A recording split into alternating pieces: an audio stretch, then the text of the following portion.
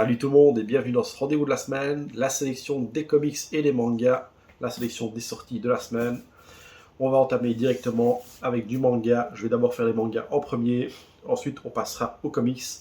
Ce sera moins long que la semaine passée, il y a beaucoup moins de sorties, donc moins de sélection que 3 mangas et 1, 2, 3, 4, 5, 6 comics.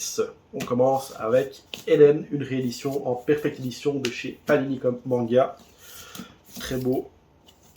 C'est mieux. En plus, je ne sais pas si vous voyez d'ici, c'est gaufré comme chez 20th Century Boys.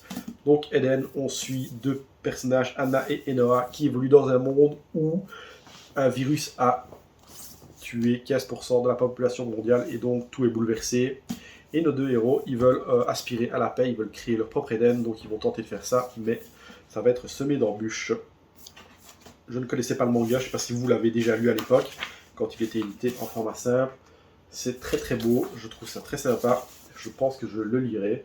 J'ai pas mal de lectures encore à faire, mais je crois qu'un jour ça finira dans ma pile de lecture. Est-ce que vous l'avez lu ou est-ce que vous comptez le lire? Dites-moi tout. En tout cas, je pense que ça finira en lecture. Ensuite, un deuxième manga que je n'ai pas sur moi, mais je vous mets l'image juste ici. C'est The Killer Inside, tome 5, donc un manga que je suis en plus d'ailleurs, mais j'ai complètement oublié de le prendre. The Killer Inside, donc on suit un jeune garçon qui était le fils de Elle. Elle était un tueur en série qui était exécuté depuis. Et en fait, du jour au lendemain, donc le gamin, lui, est normal. C'est pas un tueur en série ni rien. Mais du jour au lendemain, il y a des meurtres qui sont perpétrés comme le faisait son père. Et forcément, une enquête est ouverte et on se demande si ce n'est pas lui. Et il se trouve que notre jeune héros a des trous de mémoire. Donc c'est un seinen, très intéressant, très bonne intrigue. Il y a plusieurs arcs. Là, on a fini l'arc 1 au tome 3. Et depuis le tome 4, c'est un nouvel arc qui a commencé. Donc un manga à suivre. Et là, on est au tome 5. Donc Killer Inside, tome 5. Je pense que j'avais dit le tome 4, mais c'est le tome 5. Ensuite, dernier manga cette semaine. Il est sorti en plus il y a une dizaine de jours, mais je l'ai reçu lundi. The Chillin' Life in a Different World de chez Mehan. Un isekai, mais très très sympa. Je l'ai lu, j'ai vraiment bien aimé. Le dessin est sympathique. Hop. Et on est dans un isekai un peu différent de ce qu'on voit d'habitude. Donc si vous connaissez les isekai c'est quand on se réincarne dans un monde ou qu'on apparaît dans un monde autre que le nôtre. Ici, le changement, c'est que le héros vient déjà d'un monde magique, mais donc il réapparaît dans un monde magique aussi, où il était invoqué pour être le héros. Sauf qu'au moment où ils vont faire ses stats, voir quel genre de héros ce serait, ils remarquent que c'est un gros nul, qu'il a aucune stat. À la base, il était commerçant, mais en fait, il est fait pour ça. Et du coup, en fait, ils vont se débarrasser de lui, ni vu ni connu. Ils vont l'expédier dans une forêt démoniaque, et en tuant un slime, simplement, il va passer level 2. Et en fait, en passant level 2, ses statistiques vont bugger et il va devenir. Toutes ses stats vont être infinies, il va débloquer toutes les compétences. Il va activer le God Mode, en fait, clairement. Mais sans s'en rendre compte, parce que lui, il s'en rend pas compte, il pense juste qu'il est nul, c'est pour ça qu'il voit pas ses stats, etc. Il comprend pas les sorts qu'il lance, vraiment. Et du coup, il va devenir over-cheaté. Et son aventure va vraiment commencer là-bas, mais petit à petit, donc il y a de l'humour, de l'action, c'est assez sympa, j'ai vraiment bien aimé. Je suis pas trop isekai du tout à la base, mais là je l'ai lu, j'ai vraiment bien accroché. J'ai hâte de lire le tome 2 pour voir si ça confirme mon impression ou pas, mais en tout cas, si vous voulez un isekai qui change un peu, ce manga, Chilling Life in a Different World, le titre est pas facile, mais je vous le conseille. Et voilà, donc pour les mangas, on va passer maintenant aux comics. En comics, il y a eu un peu plus cette semaine. On va commencer directement par le plus lourd de tous, The Boys, l'épilogue qui est sorti, donc Cher Becky. Alors ici, comme je dis, c'est un peu une épilogue à la série. La série en comics, forcément, toujours aussi sanglant. Hop. Directement d'entrée de jeu, c'est bien dégueulasse, c'est du The Boys. Et donc ensuite, ici, on va suivre donc Huggy qui retourne vivre en Écosse et il va tomber sur le journal intime de Becky, donc la femme de Billy Butcher. Et ça va faire remonter des souvenirs et pas mal d'histoires à la surface. C'est en un tome, c'est un one-shot.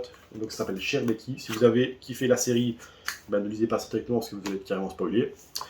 Donc du coup, achetez les comics d'abord, lisez les comics puis lisez ça. Et si vous aviez lu les 6 tomes à l'époque, il y a une conclusion, il y a une suite. Procurez-la où. C'est toujours par Gartenis, donc très très bon. Ensuite, un tome 4 super attendu. Panini Comics, Spider-Man, tome 4 de Michael Straczynski.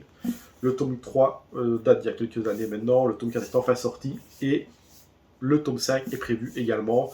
Donc on est dans du Marvel Icon, 38€ pour un bon gros pavé.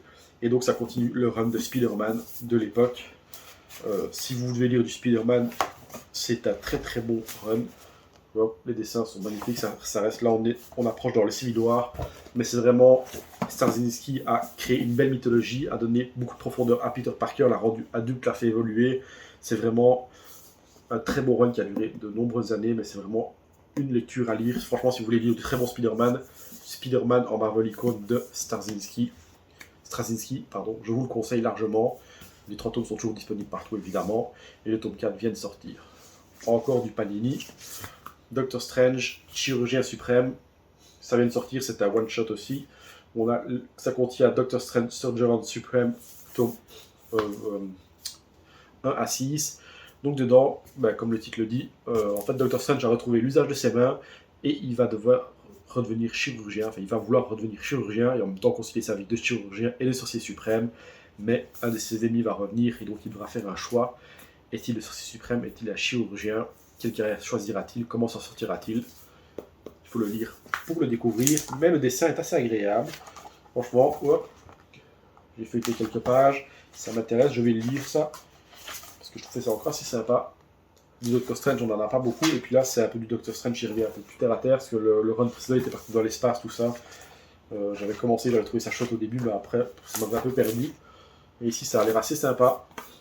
Donc, Doctor Strange, Chirurgien Suprême, ça vient de sortir chez Panini Comics. Ensuite, du Delcourt, Lady Kildare. Si vous connaissez Fable, vous avez le pitch.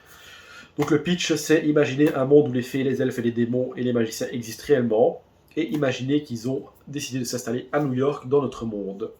Donc voilà, donc ça fait un peu penser à Fable. Fable, c'était pareil, c'était les personnages de l'univers féerique, Disney, entre guillemets, qui ont décidé de s'installer dans une ville, je pense que c'est New York aussi, si je dis pas de bêtises. Et encore une fois ici, donc tout se passe bien pour le meilleur des mondes, ils vivent ensemble, ils sont contents, ils sont dans leur monde, sauf que jusqu'à un moment où en fait des meurtres vont commencer à avoir lieu et ils vont se faire décimer, donc quelqu'un les traque, pourquoi, comment, faut le lire pour le savoir. Et le dessin fait très années 2000, je trouve, au début, quand je l'ai ouvert, j'ai cru que c'était un vieux comics en fait, parce qu'on est vraiment dans quelque chose de un peu à l'ancienne, je trouve. Je sais pas si c'est le dessin, la colorisation ou quoi, mais ça fait vraiment type année 2000, je trouve. J'ai commencé à lire, je trouve ça pas mal, assez intéressant. Le plot de base m'a assez intrigué, donc des créatures mystiques qui vivent parmi nous, tranquilles et tout, qui ont leur petite vie, puis quelqu'un les décime pourquoi, comment. Donc Lady Kildare, ça vient de sortir, c'est un tome 1 de chez Delcourt. Ensuite, encore une sortie de chez Panini Comics. Spider-Woman, mauvais sang, un tome 1, c'est un parfait point d'entrée. Si vous voulez lire du Spider-Woman, vous pouvez commencer par là. Je n'en ai jamais lu du Spider-Woman. Je connais bien le personnage, enfin bien, je le connais via les comics. Je connais son histoire, mais je n'avais pas encore lu de comics avec elle et j'ai commencé ça. Je suis pas trop loin. Voilà, j'ai lu ça, on va dire. Hop. Mais pour le moment, j'aime vraiment bien. Le dessin est très sympa. Et effectivement, ça c'est lire sans souci. On est vraiment sur un point de départ. Un peu. Tout est expliqué, tout s'embrique. On n'est pas perdu. Donc voilà, une très bonne lecture pour le moment. J'en suis assez satisfait. Je vais continuer ça. Mais Spider-Woman, si vous voulez lire sur le personnage qui est un Spider mais qui n'a aucun lien avec Peter Parker. Le voilà, le tome 1, il vient de sortir chez Panini Comics. Et on finit avec la sortie que j'attendais le plus et qui en même temps m'a, entre guillemets, un peu déçu. Joker War, tome 3. Alors déjà, la couverture, elle est vraiment superbe, la cover. Mais leur déception, c'est Jimenez qui fait la cover, mais il ne dessine pas les tomes. Il n'est pas dessinateur dedans, donc ça, c'est déjà une grosse déception pour moi. Ça reste quand même beau, en moyenne. Le dessinateur qui est Carlo Pagulayan. Désolé pour son nom, j'écorche tout le temps les noms des dessinateurs. Non, rien à voir, c'est Guillaume Marche, pardon. Donc pour moi, et lui et Carlo, lui c'est après qu'il a. Oui, Carlo c'est après, ça c'est Carlo. Hop. Voilà. Alors pourquoi un peu déçu? Parce qu'en fait ils avaient vendu ça comme le Joker War tome 3, sauf qu'au final on a le premier, donc les premières pages qui sont en fait l'épilogue de la Joker War. Donc l'issue 1, donc cette partie-là, c'est l'épilogue. Et après, on a le fameux Histoire de fantôme, qui est donc la confrontation entre Batman et ce nouveau personnage, le Ghostmaker. Ça reste intéressant, c'est dans le prolongement de la Joker War. Maintenant, ce n'est pas vraiment la Joker War. Et en plus, donc ce numéro conclut les Rebirth de Batman. Ensuite, on passera à Future State. Et après, donc, il y a dedans aussi, il y a le punchline numéro 1. Si vous aimez bien le personnage, ben, c'est cool, vous pouvez en apprendre plus sur elle. Après, si ça ne vous intéresse pas, ben, tant pis. Et puis alors, on a aussi l'annual 5 de Batman. Il reste un espoir à Crime Alley. Que moi, le dessin m'a pas du tout emballé. Franchement, c'était... ben, j'aimais vraiment pas. Maintenant, c'est mon avis. Dites-moi si vous avez lu ça et que vous avez bien aimé le dessin ou quoi. Mais moi, ça m'a vraiment pas plu. Mais sinon, dans l'ensemble, très chouette. Juste, j'ai été déçu quand j'ai vu la cover de Jimenez. J'étais waouh, encore Jimenez. J'adore ce dessinateur et au final, non. Mais voilà, donc c'est une bonne conclusion qui présage les choses pour la suite. Ils introduisent un nouveau personnage. Est-ce que c'était vraiment nécessaire? On verra dans le futur. Mais donc voilà la conclusion de Batman Joker War. Mais ils auraient pu l'incorporer en fait dans le tome avant et laisser tomber Punchline et l'annual, ça aurait été pareil pour moi. Voilà pour cette petite vidéo de sortie de la semaine. Il n'y a pas eu grand chose cette semaine, mais du très très bon, franchement, entre le Joker War qui vaut quand même le coup des plus, le Spider-Woman que je conseille grandement, Lady Kildare que je demande à voir, le Doctor Strange Chirurgien Suprême qui m'intéresse grandement aussi. Ça, bon, je l'achèterai, mais pas de suite parce que je suis qu'au tome 1. J'ai racheté avec le tome 1, donc il me faut que le 2 et le 3 avant d'acheter le tome 4, mais ça, je vais ça finir à la maison. Le The Boys, super attendu. Le Chilling Life in a Different World, vraiment j'ai bien aimé ça, je vous le conseille. Et Eden qui semble très prometteur, j'ai eu pas mal de demandes et de ventes là-dessus, donc ça m'a piqué grandement ma curiosité. Puis j'adore leur édition à la The Boys. Et puis encore The Killer Inside que je n'ai pas mais dont je vous ai parlé, que j'adore aussi et que je prendrai lundi car je l'ai complètement oublié. Voilà, merci à tous d'avoir regardé cette vidéo, on se retrouve tous à très bientôt et n'hésitez pas à me dire en commentaire ce que vous avez lu ou ce que vous avez acheté. Et on se dit tous à bientôt.